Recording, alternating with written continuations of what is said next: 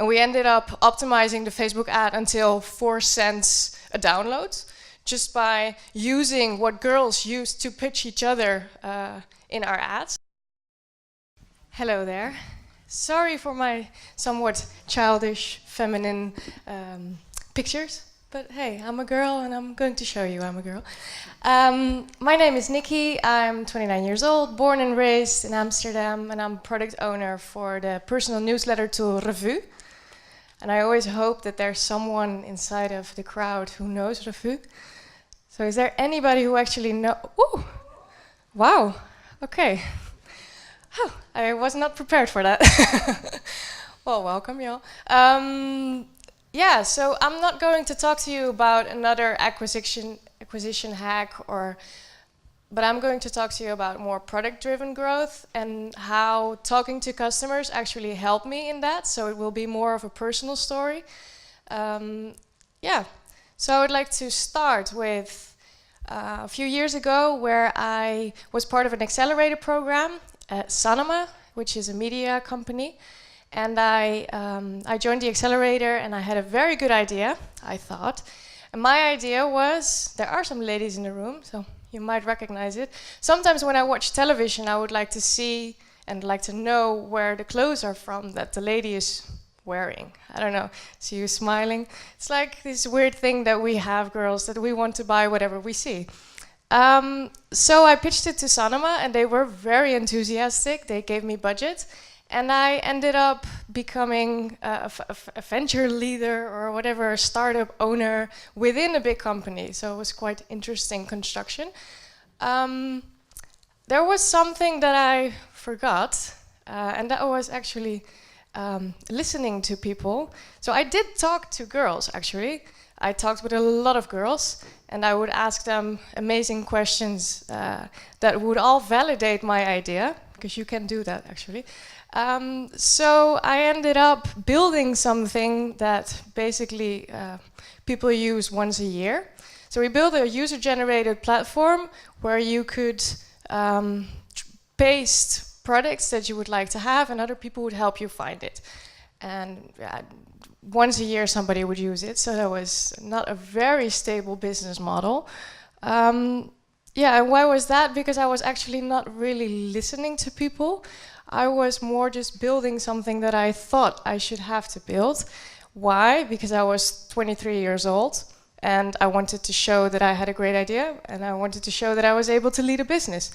So yeah, everybody who was saying something else I wasn't listening to, which I see at 75% of the startups around me, but hey, that's something different. So what did we do? We went back to the drawing table after half a year. And we went through all the interviews. And what was very interesting was that girls had the problem, but once a year. So it would be nice to find something that they had more times a year. So we went back to the drawing table. What we found was that girls actually were not making pictures of things they would like to have.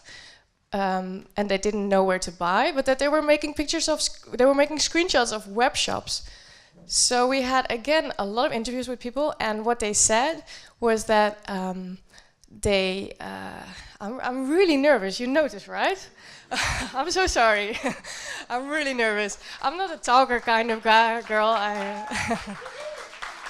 Okay, let me start over. So, I screw up, and what happened was that all these girls were actually making pictures of stuff they had seen in web shops, which is interesting. So we had a lot of interviews again, and all these girls said, so what they do, they go to Zalando, we all know Zalando, right?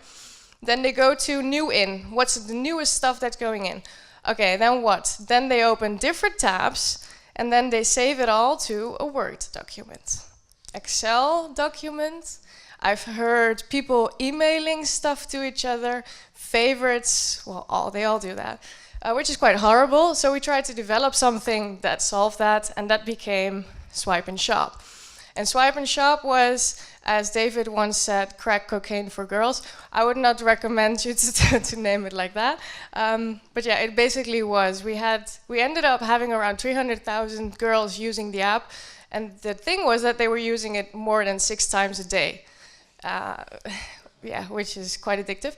And they would swipe around thousands of products every week, which was quite heavy on our server on one hand, but also quite cool because we had a lot of interactions with them. Yeah, so basically this whole pivot from building something that I thought that was very interesting into building something that actually was very interesting, is very basic for me, and I always try to tell it at talks like this.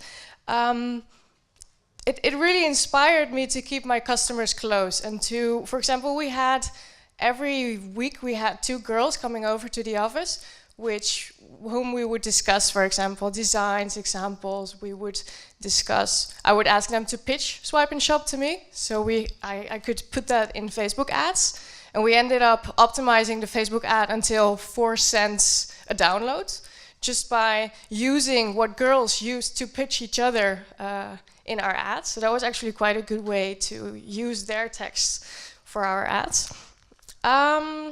Yeah, so we were able to find a more frequent pain by going from spotting once a year to swiping several times a day.